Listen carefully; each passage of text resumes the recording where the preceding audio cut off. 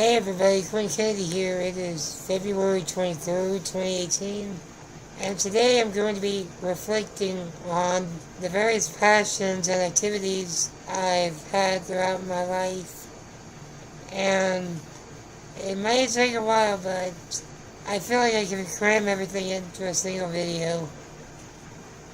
So, first of all, I'd like to talk about activities I was in middle school.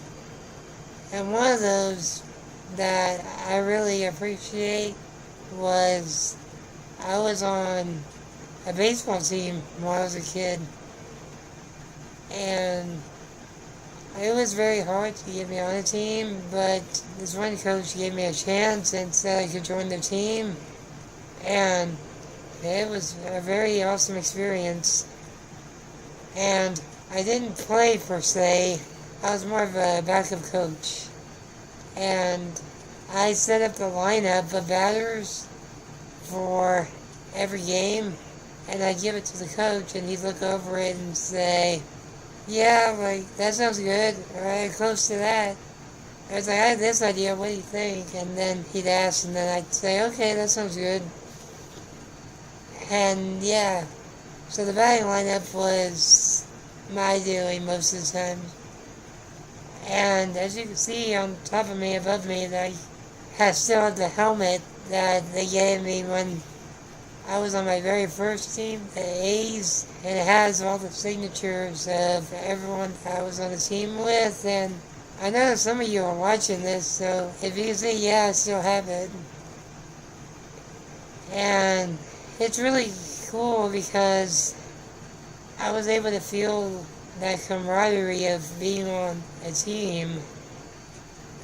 And I would encourage disabled people to get them into some kind of sports so they know what it's like to be on a team, because it's unparalleled, the amount of brotherhood that's there.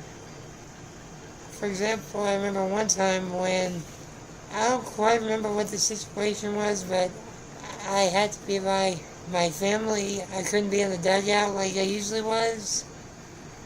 And that was very disappointing to me because I liked being in the dugout and being with the guys and everything. And I think that they were able to see that I was disappointed.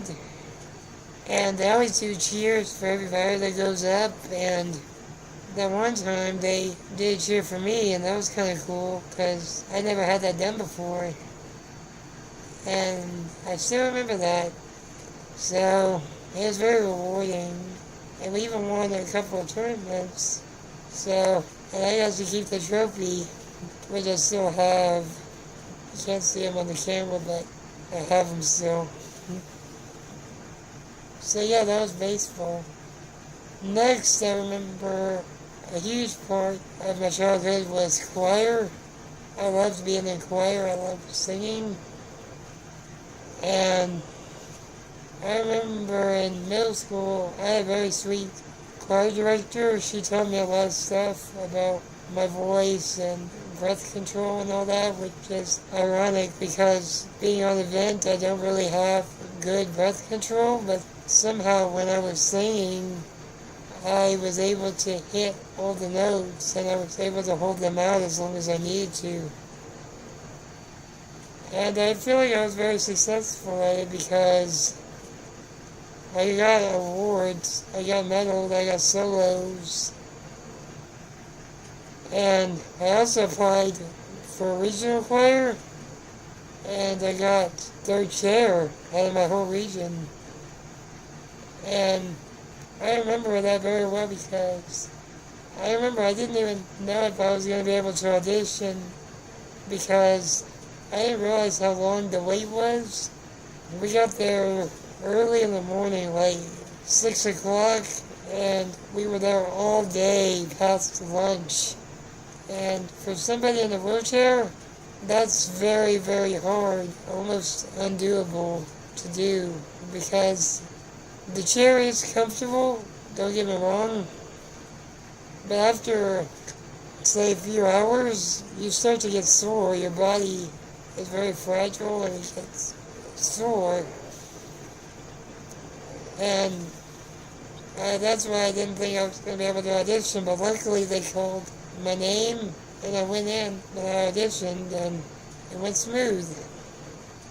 And it was so bad that as soon as I auditioned, I had to leave. I couldn't even wait for the results. I got the results the next day. And, yeah, but I wish I would have been there. I would have liked to see everybody's reaction to me getting third chair. That would have been something to see. But, yeah, and I was in choir in high school for my first year. And after that, I had to leave because my voice started changing and it was taking away my singing voice. It was altering it, so I had to hold out and I couldn't go back. And years down the road, I was out of high school. I got a letter in the mail saying that I got invited to sing at Carnegie Hall. Yeah.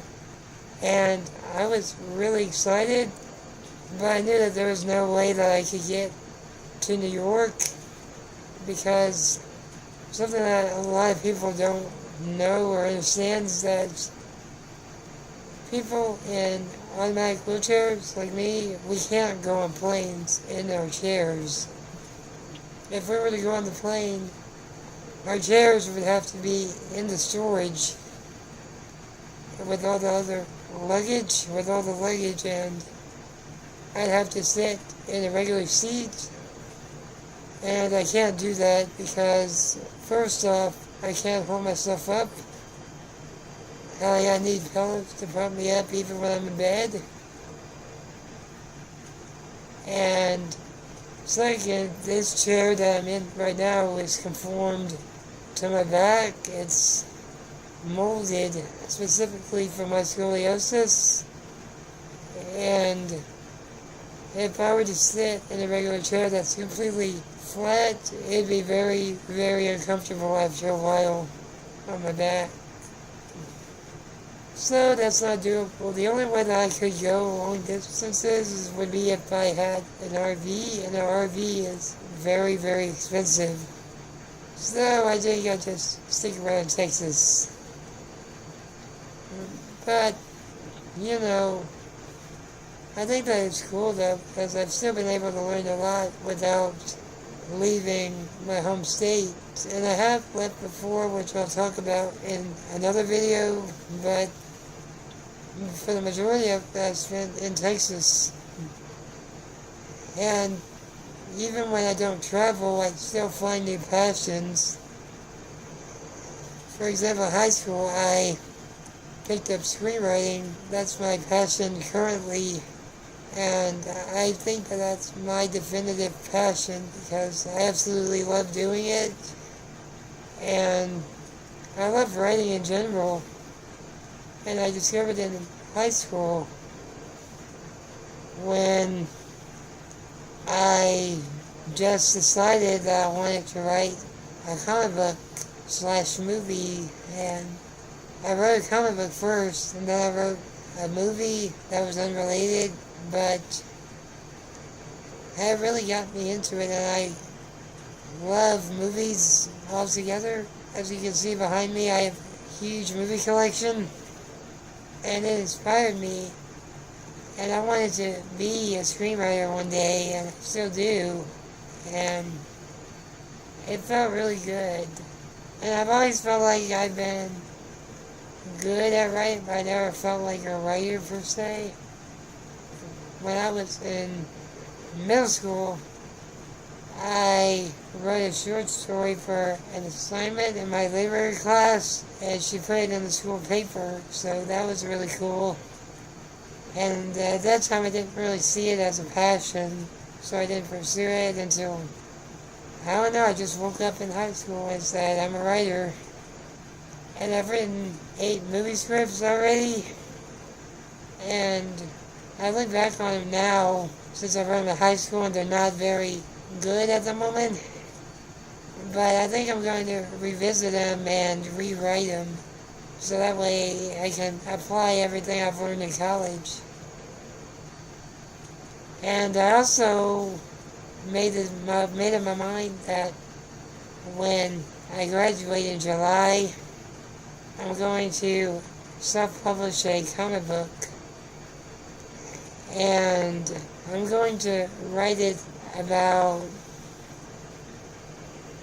a superhero that's like me in a wheelchair, because in the comic books there's never been a hero like me anywhere. There hadn't been anyone like me in the comic books, and which is kind of strange because they have every other hero imaginable. They even copy each other sometimes, and they have a superhero in a wheelchair named Oracle, but she's a paraplegic and not a SMA person.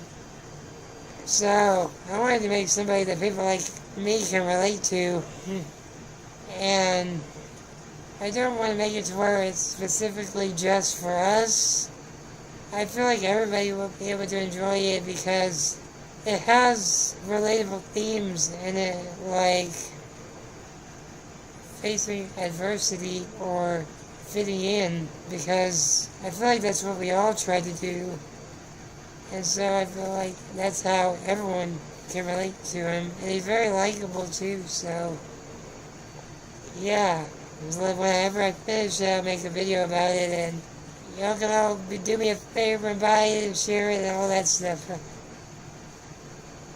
But yeah, I have plenty of passions to go, plenty of goals I want to achieve. And I wanted to make this video, even if there are zero people watching, because a lot of them don't have ambition because they've been taught at a young age that, that they're very sick and aren't able to do anything. But I feel like I have passions, because you can have passions now, even without leaving your home, since we live in the 21st century and the golden age of technology. You can even work from home, and there's always stuff to do. You just have to look for it and find it. And if you fail at first, don't let it keep you down. Like, don't give up on it, because even in screenwriting, there's a lot of rejection involved. Like 90% of it is rejection. But I'm prepared to take the hits and prepared to keep going, because that's what you have to do. You have to keep moving forward. So I think that's a great place to end it. Thank you for watching. This has been Quinn Kennedy, rolling out. See you next time.